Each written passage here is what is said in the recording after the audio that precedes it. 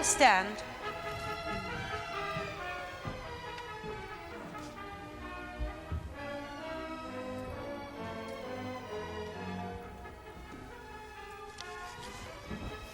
The accused will stand. Are you Frank David Edwards? Yes, I am. Frank David Edwards, you stand indicted, and the charge is that on the 25th day of December 1978, you did unlawfully kill James Paul Deacon. How do you say, Frank David Edwards? Are you guilty or not guilty? I am not guilty. The case you're about to see is fictional, but the procedure is legally accurate. The characters are played by actors, but the jury is selected from members of the general public. May it please you, my lord, members of the jury, I appear for the Crown in this case, and my learned friend, Mr. In Sherman, the case of the Queen against Edwards, Frank David Edwards is accused of the manslaughter of a petty criminal while on duty as a special constable in Fulchester. The court is presided over by Mr. Justice Whiteley. Mr. Marcus Golding, QC, appears for the Crown, and counsel for the defendant is Mr. John Sherman. While on duty as a special constable, I call Philip Donald Ross.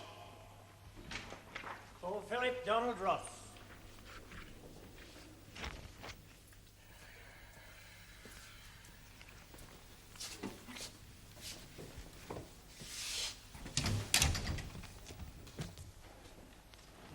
Now, Sergeant, how many years have you enjoyed employment as a serving police officer in the Fulchester Constabulary? 21 years, sir. Thank you. And for how many of those years have you occupied your present rank? I've been a sergeant in the uniform branch for 10 years, sir. Good.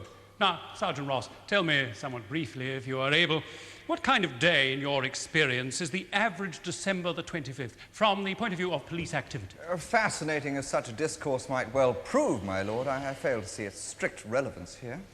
Mr. Golding? Well, it is relevant to the accused's motivation, as I shall demonstrate, with your lordship's permission, in due course. Let us hope so. Scene setting, Mr. Sherman, I imagine. No doubt, my lord. Proceed, Mr. Golding. Is December the 25th an average day, would you say, Sergeant, in terms of work pressure for the police, in your very considerable experience? It's one of the quietest days of the year. Nothing much ever happens. The town is dead. And what about December the 25th last year? How did this particular Christmas day measure up to the norm? Oh, it was no different. Very quiet. Up until the instant at Castle Grove, of course. Quite. Now, Sergeant, directing your attention to the specific events on this day, is it possible for you to state what time you went on duty? Could I refer to my notebook, my lord? These are the notes I made at the time. Certainly, Sergeant. I came on duty at Fulchester Central Police Station at 1400 hours. That would be at 2 p.m. in the afternoon. Now, which officers did you discover on duty when you signed on? Well, you understand it being Christmas Day, we weren't at full strength. Sergeant Howth and P.C. Dixon were on the desk, and Special Constable Edwards was manning the control link with the Panda cars patrolling the town. Yes. Were you in any way surprised to discover the Special Sergeant on duty that day? My lord? Yes, you really must not lead the witness so blatantly, Mr. Golding. Well, I was endeavouring to speed things up, my lord. An admirable aim, but you must not exceed the speed limit in order to achieve it. My lord, did you exchange any kind of conversation with Edwards at this time? That is, when you first came on duty. Yes, I asked him why he wasn't at home with his wife and kids. And why did you do that? Well, obviously, Edwards wasn't a regular on the strength. He was a special. That is, a part-time, unpaid volunteer. There was no necessity for him to be in on Christmas Day. He wasn't needed. And how did the man respond to your remarks? Well, he didn't say much. He said he might as well come in and see if we were short-staffed over the holiday. And were you, in fact, short-staffed? No, not at all. In fact, there was hardly enough for us to do. Edwards told me he got pretty bored sitting at home eating and drinking. He wanted to be more active. He wanted to keep busy. Yes. Now, Sergeant, would you describe the general disposition of the regular officers on duty that day? I imagine, since it was Christmas, well, most of them would have preferred to be at home with their families? Well, no, nobody minded too much. It's a question of having to grin and bear it. The atmosphere at the station was fairly relaxed. Yes. You and your fellow officers partook of the Christmas spirit in attitude, if not in kind. Yes, there were a few lukewarm mince pies handed around, if that's what you mean. No, it was very happy, really, because there was nothing to do. Everyone was light-hearted and jokey. Everyone except Frank Edwards, that is. His attitude was quite at variance with the rest of us. I object, my lord. The witness is giving evidence based purely on hindsight regarding an attitude of mind rather than specific observations of an actual event. Surely, my lord, it is perfectly in order for the witness to report upon his observation of the accused's behaviour. Yes, Mr. Chairman, I think this is admissible in view of the alleged subsequent behaviour of the accused.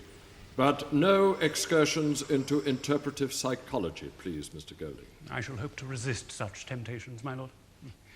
Now, Sergeant, what were the distinguishing features of the accused's behaviour in contrast to that of you and your fellow officers? He was totally obsessive. Yes. And how did this obsessiveness manifest itself in terms of specific behaviour? He sat in the control booth, barking out orders over the radio link microphone like he was a real crime buster, like he was the key man in a big police operation. Edwards was officious and very formal. I mean, all the lads at the station, they called themselves by their first name, you know. But not Edwards. He called everyone by their rank, you know, P.C. Smith or Sergeant Howard. He never entered into the spirit of the occasion. He stayed aloof. He even refused his mince pie. My lord, perhaps Mr. Edwards doesn't happen to care for mince pie. Oh, indeed. But, Sergeant, forgetting mince pies for a moment, although this was Christmas Day, you were nevertheless police officers on duty, were you not? Yes, my lord, we were. In that case, was Special Constable Edwards' behaviour so inappropriate? Well, it wasn't so much it was inappropriate, my lord. It was just uncalled for. I mean, Edwards behaved like some overgrown Boy Scout. If there'd been a major incident on, then yes, we'd have all knuckled down. Of course we would. But there wasn't. There was absolutely nothing to do. No one even phoned in to say their tom cat was missing. Yes, I follow what you're saying. Thank you, Sergeant. How long have you known the accused, Sergeant? 12 years. Mm-hmm. And in what capacity did you originally make his acquaintance? He came to Fortress as the assistant manager of the branch where me and the missus have our joint account. He's also where the police fund is banked. I see. And when did you become aware of this man's existence as a special police constable? When he joined the Fulchester force as a special constable 10 years ago. Yes. Now, since you and Edwards have worked together for a number of years, I take it that you may conceivably have been good friends or even drinking companions. No, not friends, sir. Certainly not friends. In fact, I don't think he had any friends at the station, to my knowledge. He never went for a pint with the lads. He was always so intense about his work, about police work. All the lads at the station, well, we all called him Cowboy. You referred to him as Cowboy? That was his nickname, yes. Would you care to explain it, Sergeant? Well, Edwards was more taken with the glamorous aspects of police work. He was like some gunslinging sheriff in a western, and that's why we called him Cowboy, and the nickname stuck. So, Sergeant, what do we have? A quiet Christmas Day afternoon, a relaxed mood amongst the station personnel, apart from one, what should we say, one rather enthusiastic special constable whose presence on duty that day was not strictly required. Yes, that's correct, sir. Good. Now, what did your duties consist of that particular afternoon?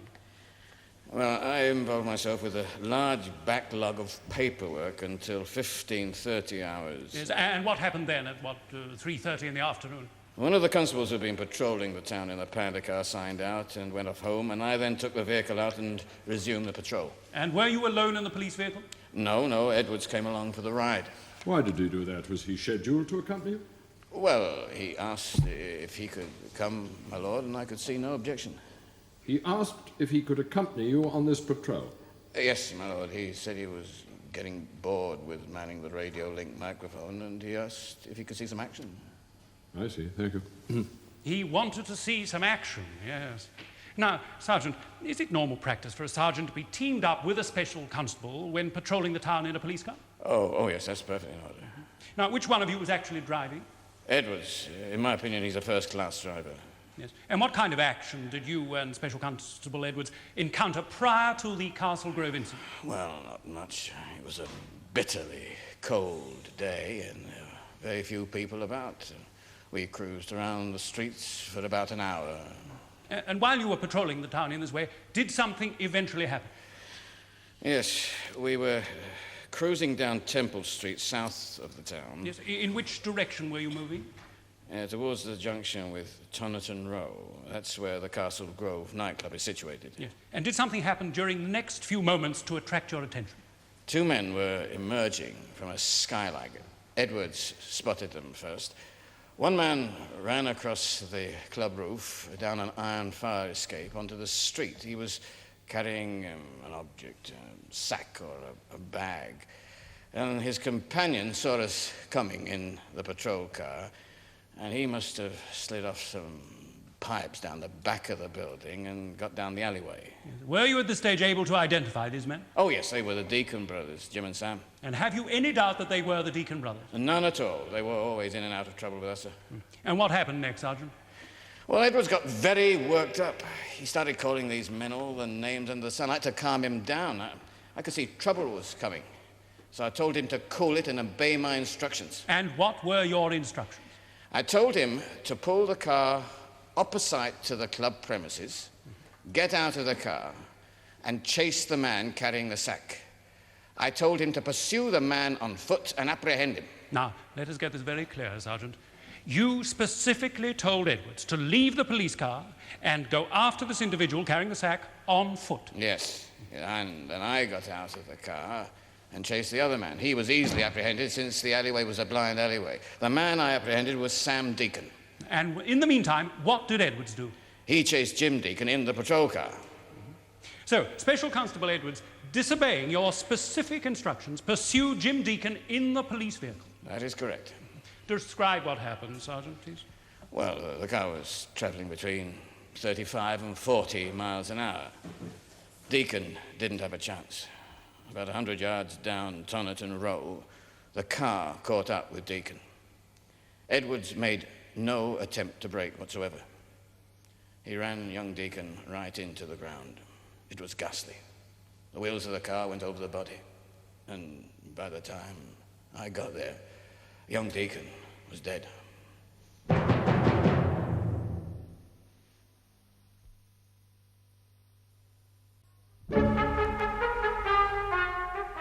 It would seem, Sergeant, would it not, that your initial description of a sleepy Fulchester submerged in sherry and Christmas pudding was a little wide of the mark. I disagree, sir. That's more or less how it was. More or less how it was, yes, but as events turned out, it became anything but a quiet and uneventful Christmas day. Is that not so? Well, nothing at all happened, sir, up until the Castle Grove incident. Well, that's the point, Sergeant. Quite a lot did happen. I know, I was there. Yes, Sergeant, as you say. You discover two men, petty criminals, known to you, clambering across a nightclub roof, one of them with a sack possibly full of stolen goods. Pursuit is subsequently given, and one man dies. Well, that's a pretty heavy day, isn't it, Sergeant? It certainly became so, sir. Quite. Now, Sergeant, let us discuss your description of the mood inside Fulchester Central Police Station that afternoon. How were the mince pies? Did they go down well? My lord, my learned friend's preoccupation with Christmas fare is becoming an obsession. My lord, I'm only pursuing the point because such an issue was made of it by my learned friend. The accused's motivation, I believe, was the matter involved. I wish to attack the matter from a rather different viewpoint. I'm delighted to hear it, Mr. Chairman. Yes. I'm obliged, my lord. Yes, Sergeant Ross. Did your mince pies, in fact, go down well? Unfortunately, as I said, they were lukewarm. Now, what about the glass of sherry that came mid-afternoon? I trust that wasn't ruined through being served at the wrong temperature. I would remind you, Sergeant, you are under oath. I know that. Very well, then. Tell me, did you not drink sherry that afternoon? I did. We all did. It was Christmas Day. Ah, yes. Christmas. And Special Constable Edwards, did he also partake of this liquid refreshment? No, he didn't. He refused both his mince pie and his sherry. And why do you consider that was, Sergeant? Because he's a stuffed shirt. Well, I put it to you, Sergeant, that Mr. Edwards refused to indulge because he happened to be on duty. We're talking about one mince pie and 2 thimblefuls of Cyprus sherry. Christmas or not, Frank Edwards was a special constable aware of the responsibilities he had accepted. And that sense of responsibility precluded the consumption of alcohol, didn't it? It's a pity his sense of responsibility didn't extend to obeying my instructions later that afternoon. Confine yourself to answering counsel's questions, please, Sergeant. I'm sorry, my lord. You remained for over 20 years in one place, that's namely Fulchester, in the uniform branch of the police service. That's correct. You've held the rank of sergeant for what, 10 years? Isn't there a danger, Sergeant, that a man who stays in one position too long might well go to sea? Oh, my lord, what have the details of Sergeant Ross's police career got to do with the issue before us? I am waiting to hear, Mr. Golding. My lord, I'm attempting to establish the attitude of mind held by the witness towards the defendant prior to the tragic incident that has led to this hearing. Very well, Mr. Sherman. Would you describe yourself as an ambitious man, Sergeant? Not particularly. Or have you ever applied for promotion over and above your present rank? I'm perfectly content. You're quite happy to remain in your present job until you retire. There's nothing wrong with that, sir. How tall are you, Sergeant? 5'10", sir. And your weight? Just over 13 stone. Over 13 stone? I would suggest that you are between a stone to half a stone overweight. Oh, my lord, this is not a keep fit conference. Yes, please come to the point, Mr. Sherman. I shall endeavour to do so, my lord. I believe you also informed my learned friend that on the particular afternoon in question you were busily engaged with a large backlog of paperwork. Do you normally allow your work to get into arrears, Sergeant? Ask any policeman about paperwork. They'll all tell you there's much too much of it. That wasn't my question. My workload is fairly typical, sir. I see. Now, you mentioned that the accused had earned the nickname Cowboy amongst the station personnel. Do you happen to possess such a nickname yourself? Not to my knowledge, no, sir. Really? Not an affectionate reference to your weight, perhaps? The slowness of your metabolism? The witness has already answered that question, my lord. Yes, very well. Sergeant Ross, what is your attitude to the role of special constable? Well, they can be quite useful as long as they know their place. Which is? As part of a backup volunteer force. But they're not on the regular strength, they're not professionals, and they shouldn't behave as such. What would you describe as the principal attribute of a good special constable? Well, enthusiasm, obviously, keenness for the job. But keenness, which according to your evidence is exactly the quality that Frank Edwards possesses in plenty. Yes, he had enough for 10 men, that's part of the problem. Well, I put it to you, Sergeant, that you resented Frank Edwards' enthusiasm and dedication because these are the qualities, sir, that you badly lack. I suggest that his efficiency and alertness underlined your own slackness and complacency. That is not true. Why did you permit Mr. Edwards to drive the police panda car that afternoon? As I said, he's an excellent driver, and he wanted to. I suggest it had rather more to do with a tummy full of mince pies and sherry, resulting in an even more lethargic disposition in yourself than normal. No. No? It was Frank Edwards, was it not, who spotted the two men on the roof? Even though Mr. Edwards was driving the car and you were its passenger, I suggest it was he who was sufficiently alert to spot these men, despite the fact that it was surely your role as an unoccupied observer to keep watch for trouble of any kind. Edwards was on the right-hand side of the car, where the buildings were clearly visible. I was looking out of the left-hand side. And yet you were able, you say, to identify the brothers Deacon at, some 400 or 500 yards away? It's not true. I said as we neared the club, some 50 yards away. Why did you choose to pursue Sam Deacon? It was an on-the-spot decision. We each took one man to pursue. Yet you maintain it was your decision? Yes, it was. As a police officer of long standing, familiar, I presume, with all the nooks and crannies of Fulchester, did you in fact not know that this alleyway was in a dead end? Yes, of course I did. And that therefore this man's escape would have been somewhat improbable? There's nothing can be assumed in police work, sir. But surely a man running down an empty street constituted a more difficult arrest. And so as a sergeant and a police officer of long standing, why did you send a volunteer part-time policeman after him? Why didn't you pursue Jim Deacon yourself? I didn't exactly have time to weigh up all the pros and the cons. Well, I suggest your earlier indulgence had got the better of you, and your lethargic physical condition forced you to choose the easier catch of the man running down the dead-end alleyway. That is totally untrue, sir. How were you able to tell that Frank Edwards was pursuing Jim Deacon in the police car travelling at 40 miles an hour? I mean, how were you able to see the car, let alone judge its speed? Because Toniton Row is clearly visible from the alleyway. I could see everything that was going on. Were you not engaged in making your own arrest of Sam Deacon? I'd already apprehended Sam Deacon at this point, and my attention was drawn to the fact that Frank Edwards was using the patrol car contrary to my specific instructions. Sergeant, why did you instruct Frank Edwards not to use the car? Why insist that he pursue Jim Deacon on foot? Because I considered it too dangerous. Edwards was pretty psyched up. I thought he might do something stupid, and I was right. I put it to you, Sergeant, you gave no such instructions to Sergeant Edwards? I did. I suggest that your account of an overzealous special constable is a total fabrication to cover up your own slackness. I've told you exactly what happened. I suggest that you are lying. You did not instruct Mr. Edwards to pursue the man on foot. You told the special constable to follow the man in the police car. And when things went badly wrong as a direct result of your own indolence, because of the ensuing public outcry following the death of Jim Deacon, you, sir, concocted this collection of lies to save your own idle skin. No, sir. No. Well, the jury, Sergeant Ross, will decide.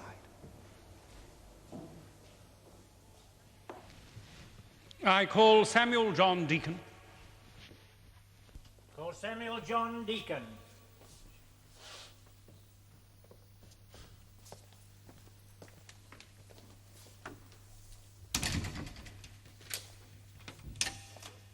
Is your full name Samuel John Deacon? Right, it is. And are you at present serving a prison sentence in Her Majesty's Prison, Fulchester? Yeah, I got 2 years. And were you the brother of the late James Paul Deacon, whose address was 62 Fletcher Street, Fulchester? He was my twin brother. The best brother you could ask for. Yes, I'm sure. Till he went and snuffed it. Till that bastard up there went and ran him down like a rabbit. Please, Mr. Deacon. And murdered the poor beggar in cold blood. Deacon, let me make it perfectly clear from the outset that I will not tolerate such outbursts in this court. It is for the jury to decide whether the accused is guilty as charged. Meanwhile, you will confine yourself to answering counsel's questions. Is that understood? Now, Mr. Golding. My lord. And at your trial before this very court 2 months ago, did you plead guilty to the charge of burglary and stealing money and valuables from the Castle Grove nightclub on December the 25th last? I said I was guilty. Well, we were guilty, no getting away from it.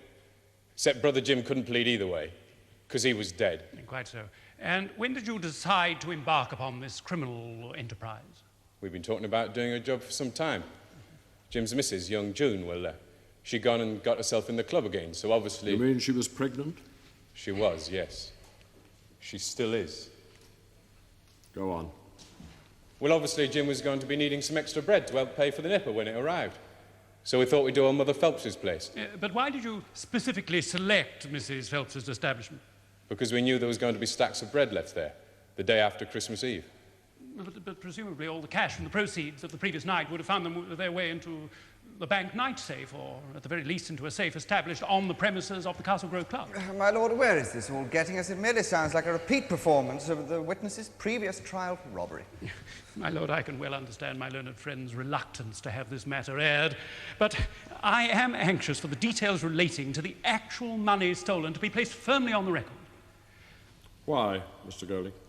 Well, it relates significantly to the reliability, or otherwise, of evidence to be offered by a witness for the defence, my lord. My lord, I will have a standing objection to questions unrelated to the specific events for which the charge of manslaughter has been brought against my client. But these questions are directly related, my lord, and I... Very well, I will hear submissions on the point.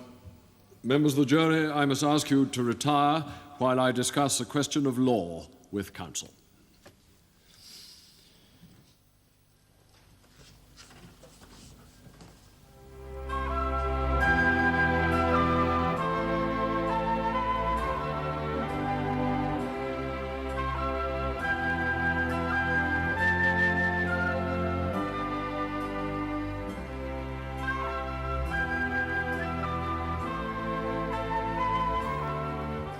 The case of the Queen against Frank David Edwards will be resumed tomorrow in the Crown Court.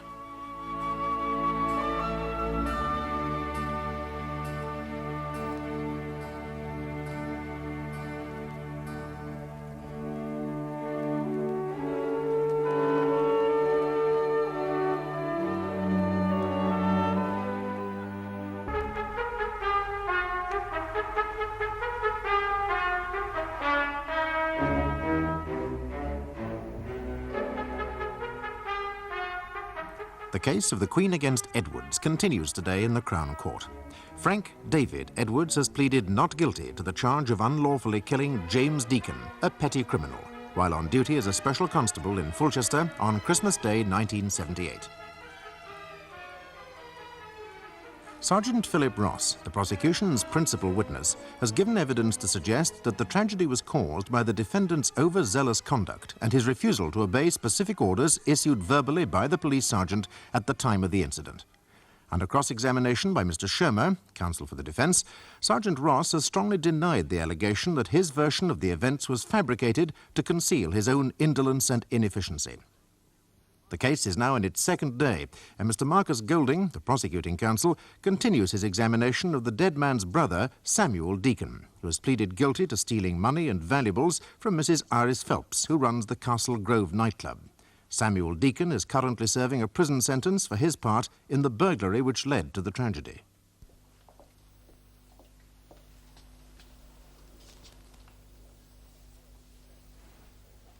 We followed Mrs. Phelps on Christmas Day morning. She drove to the bank and dumped some bags of cash in the night safe vault. Then what was your point in proceeding with the robbery that same afternoon? Because we knew she had plenty left, stashed in her flat. And how did you know the money was there? We chatted up a couple of employees at a nightclub and found out that Mrs. Phelps had a small safe in her study. No, you must understand me. How did you know specifically that there would be money in the safe if Mrs. Phelps, according to your evidence, had already lodged the previous night's takings at her bank? Because Mrs. Phelps was on the fiddle. She was holding back on raw cash so as to avoid paying a full whack of tax. My lord, Mrs. Phelps is not even present to defend herself. Mrs. Phelps is not on trial here. She has no charge to answer.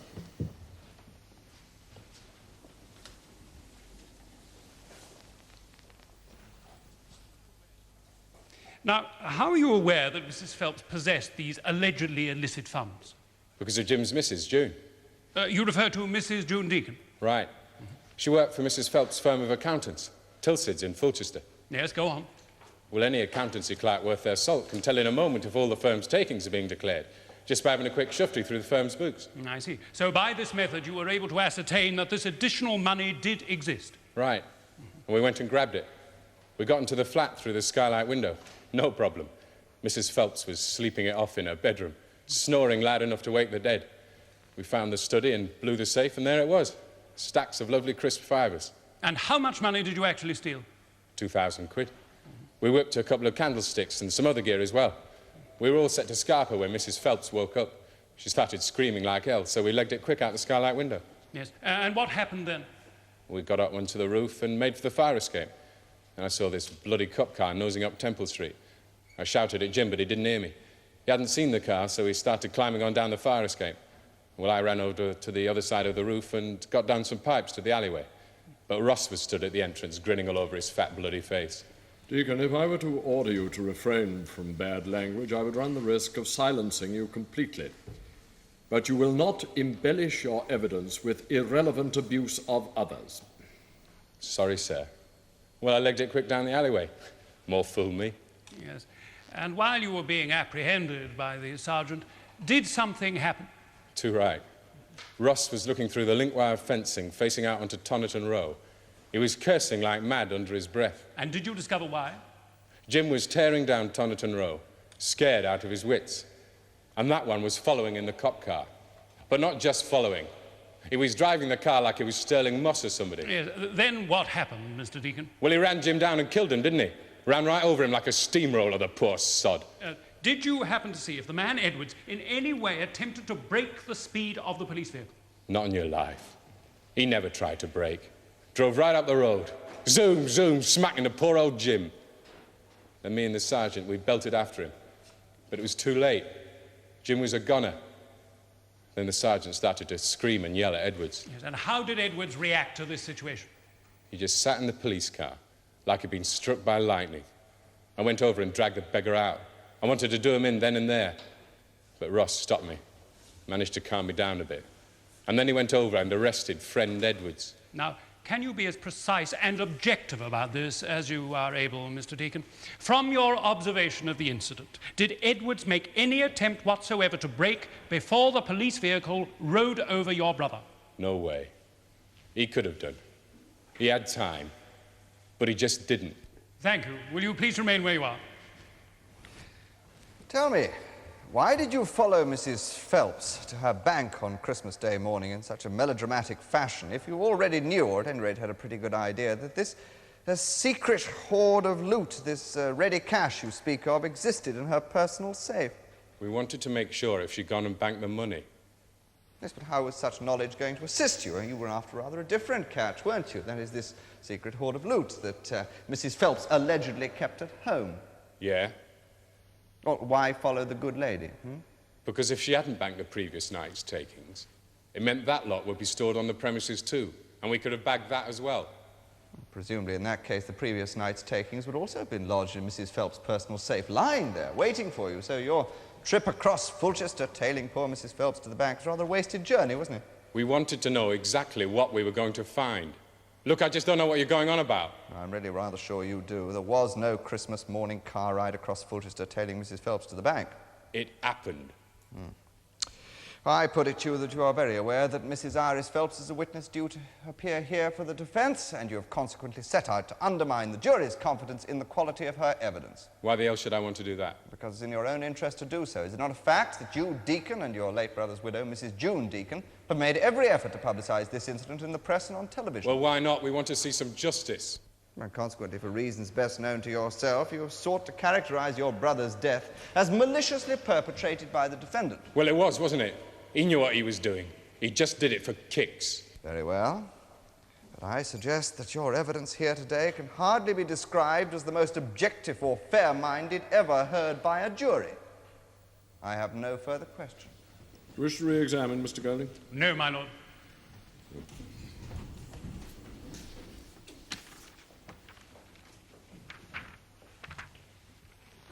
I call Felicity Price.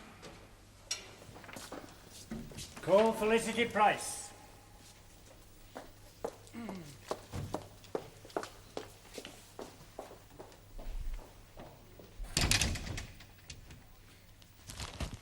And what is your address? I live at 17 Toniton Row, South Fulchester. Thank you. Now, Mrs. Price, on the afternoon of Christmas Day last at approximately 4 p.m., what did you happen to be doing?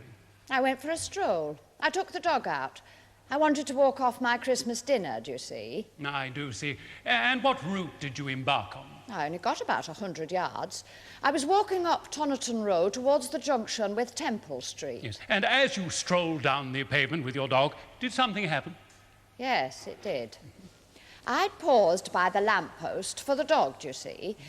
And I happened to glance up, and I suddenly saw this young fellow absolutely darting up the road, hell for leather, coming towards me. He was carrying something. And did you do anything? I did nothing. I was totally bemused by it.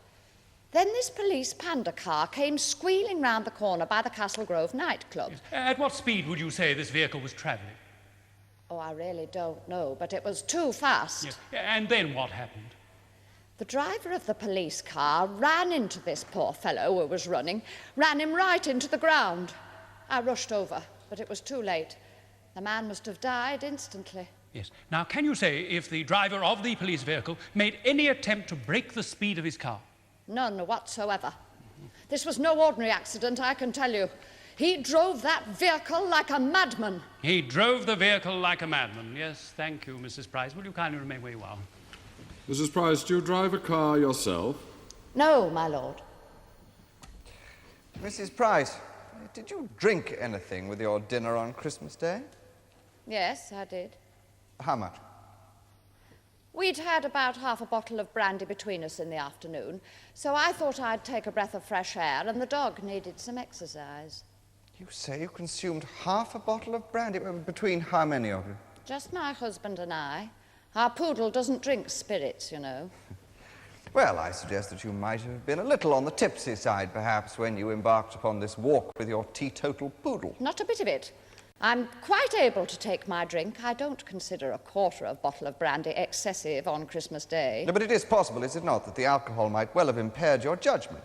My head was perfectly clear, and I saw everything that happened. Can you be absolutely sure about that, Mrs. Price? It is rather important that you should be. The witness has answered your question in the most direct possible way, Mr. Sherman. My lord, I imagine, Mrs. Price, that by 4 in the afternoon the light would be fading, so that your observations of these events would have been limited by the gathering dusk. No, the light was perfectly adequate. I was close by. I had a ringside seat. How far were you from this running man when you first saw him?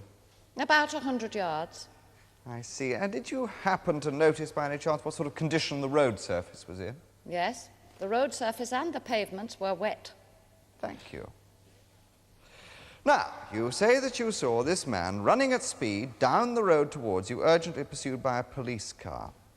I put it to you that the man ran into the path of the oncoming vehicle, and that since, as you've told us, the road was wet, giving rise to a somewhat slippery surface, what you actually saw was the police car skidding violently in order to avoid him. No, not so at all. I suggest that you're mistaken. I suggest that your physical condition was less than 100%, and that the fading light made accurate observation difficult. The police car skidded on the wet surface of the road and collided tragically with the unfortunate man running in front of it. Now, you listen to me, young man. Don't you try your courtroom tricks with me. I saw it, I tell you. There was no skidding at all. The driver of the police car deliberately ran that man down.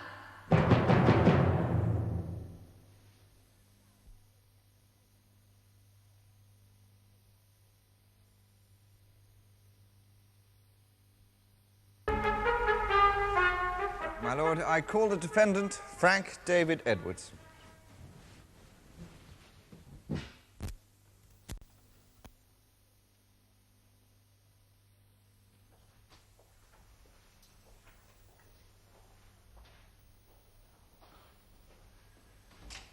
What is your religion? Catholic. Take the book in your right hand and read aloud the words on the card. I swear by Almighty God that the evidence I shall give shall be the truth, the whole truth, and nothing but the truth.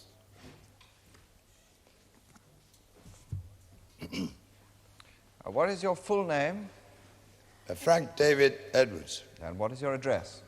10 Grange Crescent, West Fulchester. And how long have you resided in Fulchester? 17 years. And what is your occupation? I'm an assistant bank manager. And have you, in addition to your professional career, undertaken any voluntary work associated with the public services? In 1968, I joined the Fulchester Constabulary as a special constable, and I've been a serving officer ever since, for the past 10 years. Over 10 years? Yes, until my suspension last December. And what made you decide to join up as a special, Mr. Edwards? There's two reasons. I've always been fascinated by police work, even as a small boy. I was absorbed by the process of law and order. And your second reason? Well, too many people complain about the state of crime and villainy in our society, but very few of us do anything about it. And this work, I take it, is voluntary, or you're not paid for the hours you put in? Well, if one is called out on an emergency, say a big public demonstration where extra police manpower is required, then one's salary is reimbursed up to £12 a day. Which would hardly compensate for your loss in salary as an assistant bank manager. Correct, yeah. But there is also a boot allowance. A boot allowance? Well, now, Mr. Edwards, is this so-called boot allowance merely a euphemism for payment? Well, the boot allowance at present varies from between 5 and 10p a week. So this part-time occupation can hardly be called a profitable enterprise. Well, it's not supposed to be profitable except in terms of experience. In what sense can this work be described as profitable experience? Well, it broadens one, bringing one into contact with all different kinds of people with varying problems. It helped me to put life into perspective. I see. Now, when you decided to apply to become a special constable, were you at all influenced, would you say, by the more romantically dramatic aspects of such an engagement? Well, yes, of course. It would be dishonest to say otherwise, but when one starts work, you very quickly realize there is very little actually romantic about police work. Much of it is squalid, and it mainly concerns routine procedure. So what qualifications are deemed necessary for entry into the Special Constable Service? One fills in an application form and a detailed medical questionnaire. One is expected to have a reasonable standard of education, though there's no actual written entrance exam. One is interviewed by the chief inspector of the uniform branch, and a careful check is made to see whether or not one has a criminal record. And were any problems encountered with your application? No, none at all, no. What training did you receive? A special constable receives a training period of one night a week for 13 weeks. And I take it that you are supplied with a police uniform and a number. Oh, my lord, this may all be very interesting for prospective special constables, but is it helping us? I'm anxious to establish, my lord, that the defendant's appointment as a special was not casually established. I think you have, Mr. Shannon. But answer the question, please, Mr. Edwards. Well, one is issued with a uniform, and one undertakes all the responsibilities of a regular officer, but one does not have a number. Instead, the wording Special Constable appears on the uniform. Why is that? To define one's status in relation to the regular officers. So, as a volunteer, you are in fact segregated from the regular police officers? Well, I think segregated is too strong a word. What type of work schedule is expected from you? Well, there's an initial period of 3 years one is expected to fulfill, but there's no limit to the number of hours one may work above a minimum of 6 hours a month. And how many hours each month, on average, did you contribute? 2 or 3 evenings a week and 1 day over each weekend. Wasn't that rather a heavy schedule for you? Yes, but I did, in fact, enjoy the work. I see. Did your family not raise any objections to this substantial commitment of your leisure time? Well, my wife fully understood and supported my desire to serve the community in this way. And did her forbearance extend to your working as a special constable on Christmas Day last? Well, we did discuss it. But quite frankly, I do find Christmas somewhat boring, sitting around eating and drinking all day. So after my wife and I had attended early mass on Christmas morning, I went to the station and reported for duty. And was your presence required at Fulchester Central Police Station on Christmas Day? Well, I don't believe so, no. I went in because I wanted to. Fair enough. Now, Mr. Edwards, you've no doubt heard your performance as a special constable characterized by one witness for the prosecution as officious and over-keen. And do you subscribe to this description of yourself? Well, hardly. But the point is, a police station is not a fun palace. I considered I was there to do a job and to do it to the best of my ability. Oh, and that's why, presumably, you refused the mince pies and the sherry that were offered that afternoon. Well, it's a standard rule that policemen should not drink on duty. Quite so. And what kind of relationship did you enjoy with the regular police officers?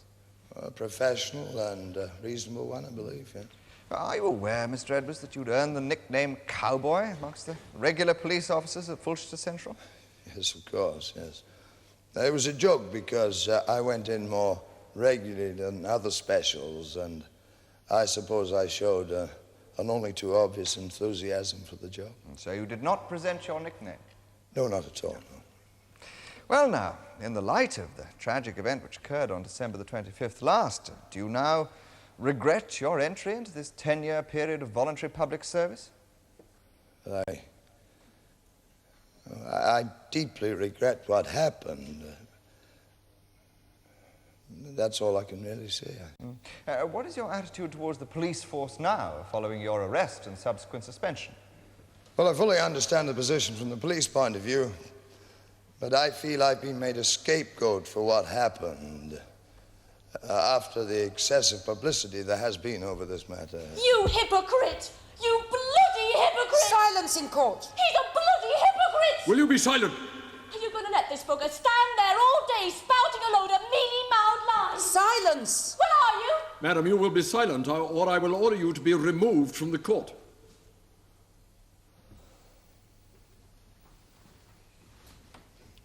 Go on, Mr. Sherman. And now, as I understand it, you volunteered to accompany Sergeant Ross in the police panda car on the afternoon of December the 25th last. Yes, that's correct. Sergeant Ross was not looking forward to patrolling the empty streets of Fulchester on his own, so I suggested that I went along. And you also offered to drive? No, Sergeant Ross suggested that. He considered me to be a good driver. Was the sergeant in any way inebriated? After all, he had been drinking sherry that afternoon. Merely the festive spirit. Now, would you describe what happened that afternoon near the Castle Grove? Well, at approximately 4 p.m., we were cruising down Temple Street towards the junction with Connaughton Row, when I spotted two men running across the roof of the Castle Grove nightclub. And did you inform the sergeant of your observation? Yes. It took the sergeant completely by surprise. Trouble on Christmas Day was obviously the very last thing he expected. And what did the sergeant instruct you to do? Well, as the men climbed down from the side of the building, the sergeant threw open his car door and said, I'll go after that one, and you take Brother Jim. He'd recognized them, you see, as the Deacon brothers, a pair of petty criminals that were obviously well known to the sergeant. But, Mr. Edwards, did not Sergeant Ross specifically instruct you to pursue Jim Deacon on foot? No, he did not. And what would have been the point? I mean, Jim Deacon might have escaped had I pursued him on foot, and I was at the wheel of a police vehicle. Yes, indeed. What was your state of mind during these few crucial moments? I was a little tense. Well, yes, I was tense. Were you at all excited, exhilarated, angry, or were you psyched up? I'm hardly the type. So, you next pursued Jim Deacon in the police vehicle? Yes. Would you please describe what happened, Mr. Edwards? Well, I turned the car around and into Toniton Row. As I turned the corner, I could see the man, Jim Deacon, running rapidly ahead of me down the pavement. I accelerated so as to catch him up, and he suddenly swerved right out in front of me across the road, taking me totally by surprise. I tried to edge the car over to avoid him, but the road was wet and slippery from the rain earlier in the day, you know. And I jammed on the brakes. At what speed were you then traveling? Between 30 and 35 miles an hour. You say you applied your brakes? But it was useless. The car just slid forward out of control, and I could see the man in front of me through the windshield. I shouted, but it was useless. There was this terrible bump as the car hit him, and then this horrendous thumping noise under the car as the wheels ran over. You bloody liar! Silence! Why don't you tell it like it really happened, Dave, you Madam, I have already pathetic warned you that I will not tolerate such behavior. You killed him for the fun of it, for the bloody thrill of it, you bastard! Remove that woman. What kind of a man are you anyway? Why don't you have the guts to admit it? To face up to it, you bloody cowards! You get your filthy rotten hands on me!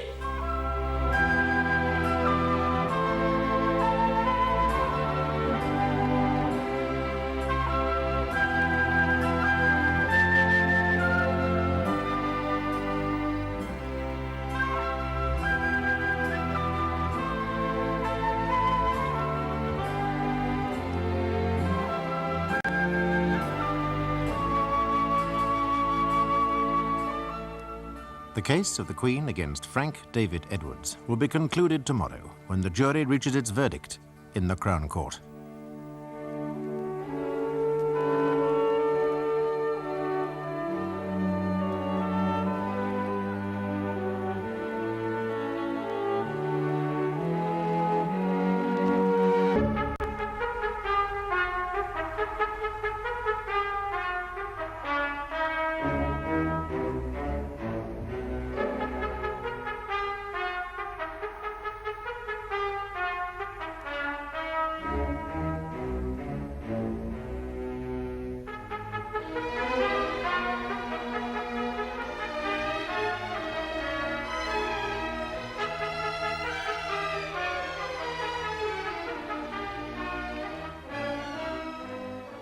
Now, Mr. Edwards, do you happen to recall the words of the Oath of Allegiance? Frank David Edwards has pleaded not guilty to the charge of unlawfully killing James Deacon, a petty criminal, while on duty as a special constable in Fulchester on the afternoon of Christmas Day 1978.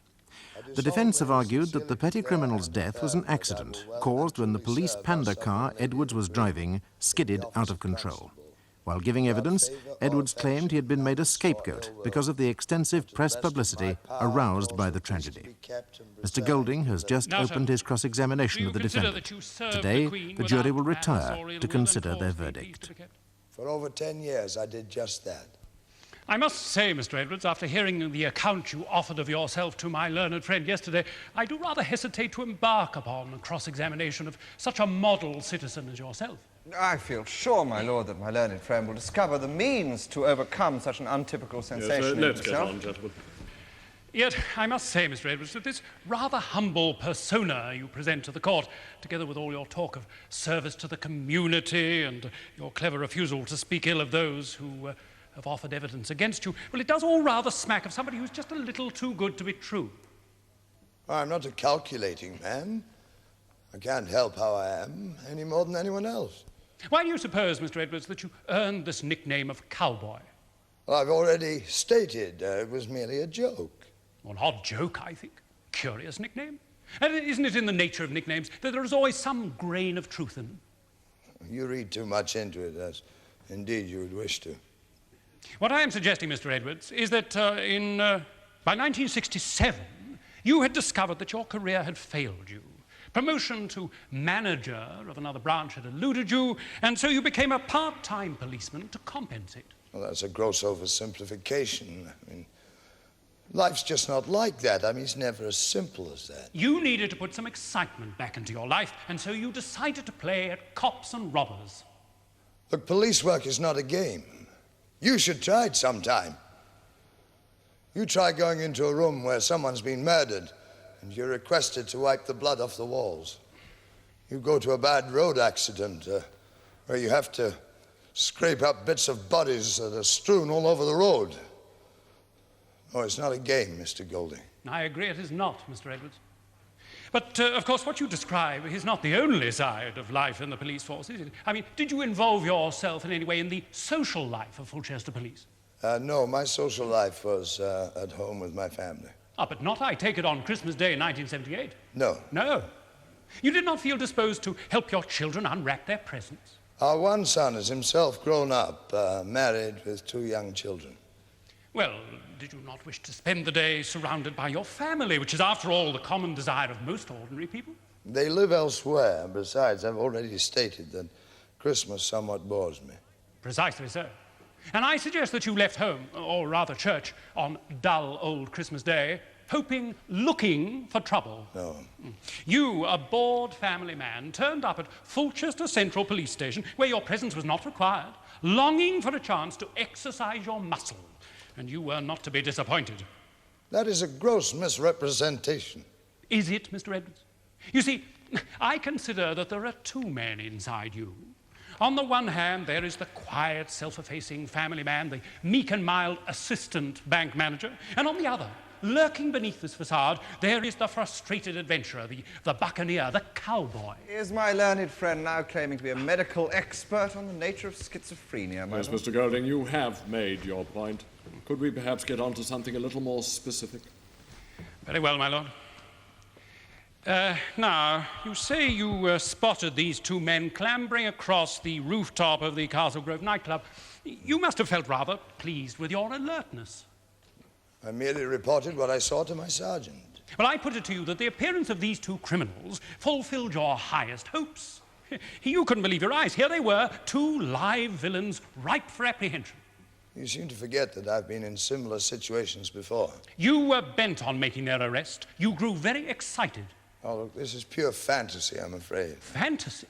Did not Sergeant Ross feel obliged to calm you down? He told you to cool it, didn't he?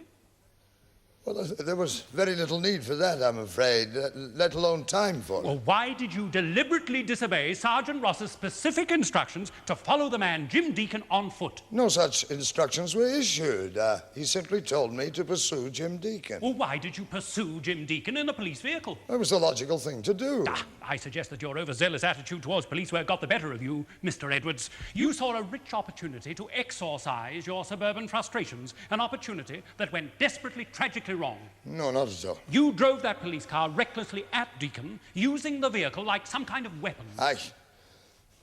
I proceeded in the police vehicle at a speed not exceeding 35 miles an hour. You are lying, Mr. Edwards. You swung the vehicle round the corner and hounded that running man. You went wild with your newly acquired power. Look, the road was wet. The car bloody well skidded. I'm sorry. I'm so sorry. You were an expert driver. Why were you not able to control the vehicle? Well, I tried. I did my utmost. I mean, it could have happened to anyone. No, not anyone, Mr. Edwards. You recklessly rode over that man like the urban cowboy you long to be. That is not true. You killed that man by your criminal negligence.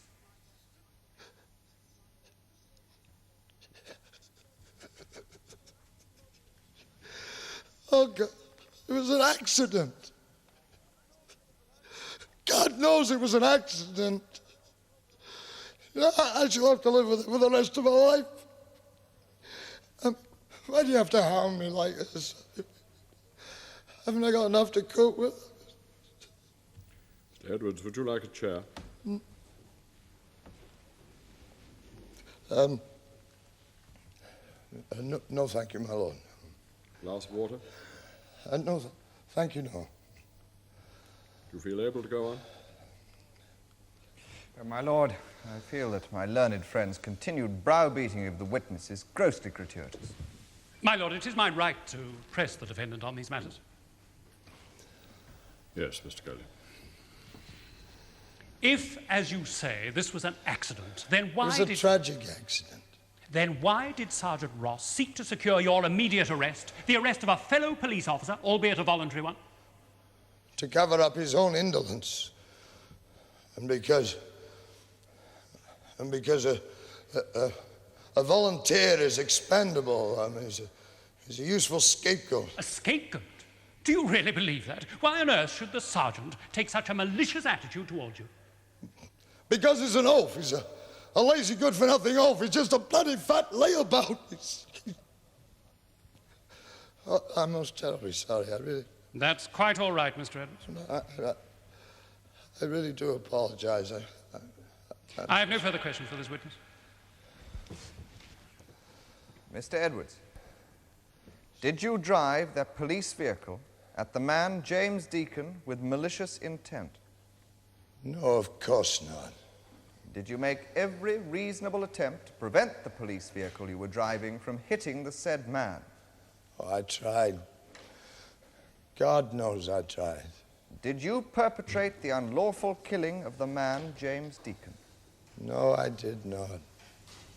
Thank you very much, Mr. Edwards. Return to the dock.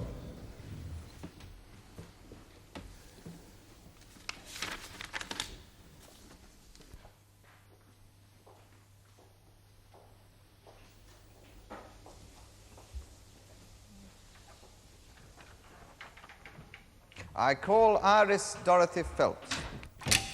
Call Iris Dorothy Phelps.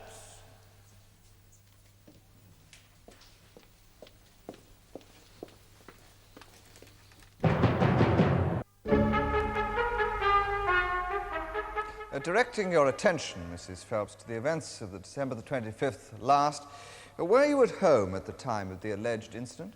From 2 p.m. onwards. I'd been over to my sister's for Christmas dinner, and then I came home, because my sister wanted to spend the rest of the day with a niece of ours and her family, none of whom I can stand. So you were occupying your flat above the nightclub premises from approximately 2 p.m. onwards? Yes, I was. Were you alone? All alone. And what were your movements that afternoon? I told you. I stayed in. What did you do? How did you spend the afternoon? Oh, well, I had a couple of drinks, and then I went and had a lie down. Would you describe what disturbed you? There was a muffled bang from somewhere. I was very drowsy, so I couldn't work out where. Then I heard this giggling coming from my study. Gave me the creeps. And what did you do? I went out into the hallway and came face to face with these two young ruffians. I screamed my head off, and they turned tail and ran. Where exactly did they run? Back the way they got in. Into the spare bedroom, up through the loft and out, via the skylight. You made no attempt to stop them? You're joking. Those two toughs. So what did you do next? I hurried into the study. My safe had been blown, and the contents emptied. How much money had been stolen? Over £2,000. Tell me, Mrs. Phelps, why did you retain such a large amount of money on the premises? In case of emergencies. I see. And when you discovered the theft, what did you then do? I phoned the police from the extension in my study. And while you were telephoning the police, did something happen? Yes. I shall never forget it. I was looking through the window, listening to the ringing tone, wondering if they'd all gone home at Fulchester Police Station, and then I saw one of these ruffians, the one carrying the loot, tearing down Toniton Row like an express train. What happened next? A police panda car came round the corner, obviously following him. At what speed would you say the police vehicle was travelling prior to the accident? No more than 35. Will you describe the ensuing events from your viewpoint, Mrs. Phelps? The police car skidded. The road was wet, you see, and the wheels of the police car skidded right across the surface as if it was an ice rink. Now, you can definitely say, without a doubt in your mind, that the police car skidded. Absolutely, no doubt about it. But there was little the driver could do. The car smacked right into the lad and went right over the top of him. I called an ambulance and ran down into the street. And what was the scene that confronted you? Indescribable. The lad was dead, crushed by the wheels of the car.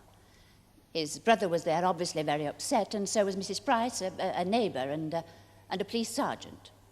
And everyone was blaming poor Mr. Edwards, who'd been driving. And did you consider the incident to be his fault? It was an accident, pure and simple. When the police car skidded out of control, there was nothing the driver could do. Thank you, Mrs. Phelps. Would you kindly remain where you are? Of course, one has to assume, doesn't one, Mrs. Phelps, that you would hardly be sympathetic towards the young ruffians, as I believe you described them, who had just robbed you of £2,000. Quite right. But that doesn't mean I should want to see one of them killed outside my window. Anyway, I got my money back. Indeed, yes, Mrs. Phelps. But I wonder how it is that your version of the incident differs so greatly from that offered by Mrs. Price, also a witness to the incident. Because Felicity Price is a poky old fool. Always on the gripe about something, never happy unless she can complain. Usually about the noise coming from my club late at night. But even so, Mrs. Price observed the incident from street level, and not from some window while preoccupied on the telephone. Mrs. Price would find no good word to say about any policeman ever since she was fined for her dog fouling the pavement. It's happened twice, actually. Now, you say you're acquainted with the defendant, Frank Edwards. Are you not also a good friend of Mr. Gerald Simmons, the manager of the Brown Shoe Bank? Yes, that's so. Yes. And didn't the bank extend considerable assistance when you took over the proprietorship of the Castle Grove from your late husband? In point of fact, didn't they save you from bankruptcy, Mrs. Phelps? The bank had sufficient confidence in me to see it through. Well, I put it to you, Mrs. Phelps, that because of this, you may be a little more kindly disposed towards the defendant than would normally have been the case. Look, I saw and heard what happened clear enough. I wouldn't come here and lie over something like this just because the bank helped me out sometime in the past. Are you quite sure about that, Mrs. Absolutely. Phelps? Now, on the morning of December the 25th last, did you drive to your bank with the purpose of lodging a number of night-safe wallets in the bank deposit vault? Yes. The money represented the previous night's takings from the Castle Grove. Which left some £2,000 sitting at home in your personal safe. Rather a lot of money to leave lying around, isn't it?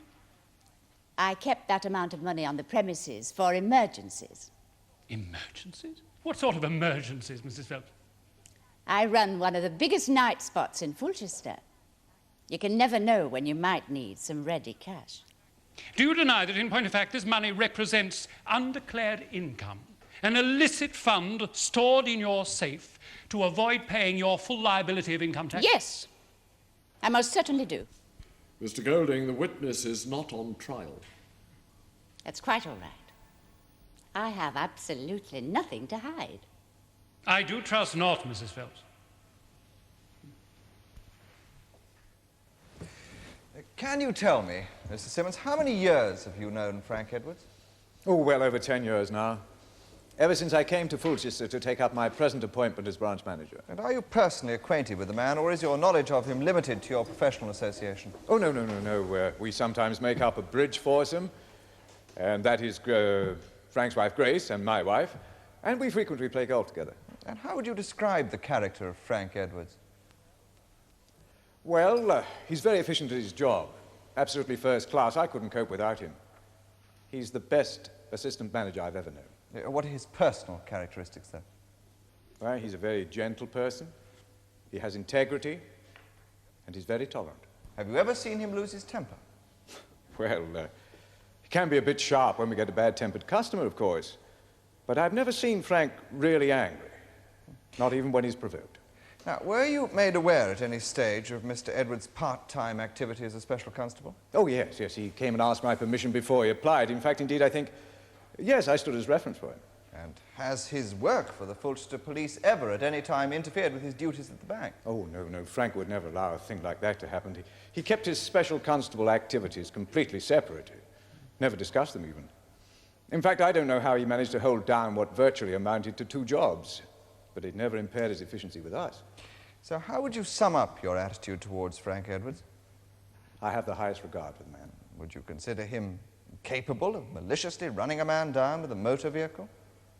Most improbable, I should have thought. Thank you, Mr. Simmons. Would you kindly remain where you are? Yeah. I won't detain you for very long, Mr. Simmons, but I should just like to ask you this. Why do you think that Mr. Edwards has never progressed beyond the position of assistant bank manager? Well, he's not manager material, I'm afraid. It's as simple as that. But he is an excellent assistant manager. Oh, yes, I'm sure. But why is Mr. Edwards not manager material, in your view? Well, he lacks administrative ability, in my opinion. He's not very hot at ordering people about. You've got to crack the old whip now and then, and Frank is not that type. Now, you were appointed manager of your Fulchester branch when? 1967, I take it? Yes, that will be correct. Yes. And do you know if Mr. Edwards was shortlisted for that appointment?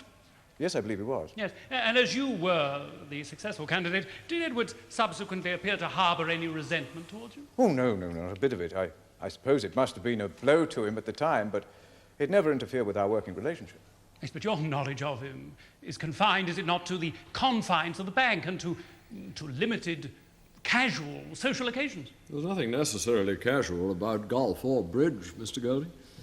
I will take your lordship's word for it. But am I not correct in thinking that you would have no real knowledge of how the man might react under pressure? We have our pressures in banking, you know. Oh, look, I'm talking about extreme pressure, Mr. Simmons. I mean the highly exacting, sometimes violent pressures encountered by the police. Well, I must confess I didn't quite understand how someone of Frank's temperament could work even as a part-time policeman. Yes. So, under the very different discipline of the police force, it is possible, is it not, that Frank Edwards could have been a very different man from the one you knew at the bank or on the golf course? Well, it's possible, but I find that very hard to accept, you know. But it is possible. Yes, thank you, Mr. Simmons. I have no further questions. Thank you, Mr. Simmons. That is the case for the defense, my lord. Members of the jury, my first duty is to remind you that in this, as in every other trial, it is for the prosecution to prove the defendant's guilt. It is not for the defendant to prove his innocence. You must therefore be satisfied, every one of you, and beyond any reasonable doubt, that Frank David Edwards did unlawfully kill James Paul Deacon on December the 25th last. That he did kill him, there is no doubt. He has not denied it. He could not deny it. He ran the man over when driving a police car. But in order to constitute manslaughter, the crime with which he is charged, the action of the accused must be deemed to be irresponsible, avoidable, and to show such reckless disrespect for the life and safety of another as to amount to criminal negligence. Now consider the evidence, much of it directly in conflict. What and whom do you believe? Do you accept in its entirety the evidence of Sergeant Ross? If so, you must ask yourselves, why did not he, the experienced professional, pursue James Deacon as he fled with the proceeds of the robbery and leave the relatively easier arrest of Samuel Deacon, the man trapped in the alleyway, to the part-time volunteer policeman. Again, did Sergeant Ross order Edwards to give chase on foot? If he did, what are the implications of Edwards' disobedience? But if he did not give that order, as Edwards claimed, why has the sergeant lied to the court? When we come to Samuel Deacon, the brother of the dead man, it must be said that his evidence is likely to have been colored by family loyalties.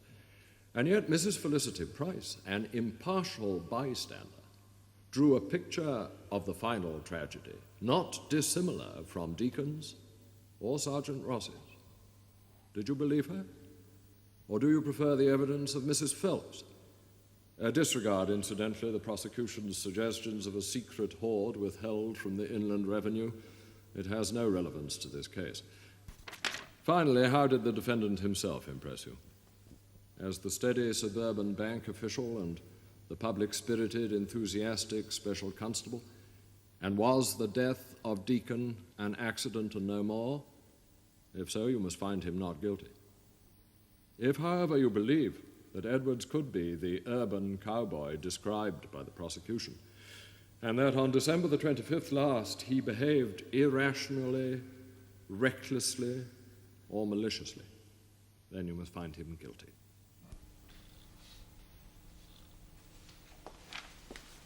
Members of the jury, will your foreman please stand? Please answer this question, yes or no.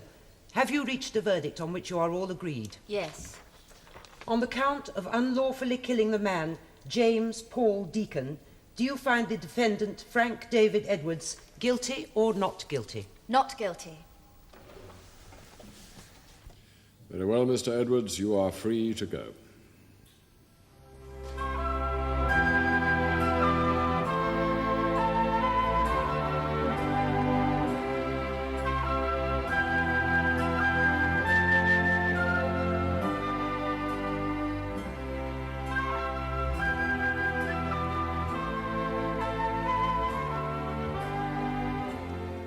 A chance for you to join another jury in assessing the facts when our cameras return to watch another case in the Crown Court.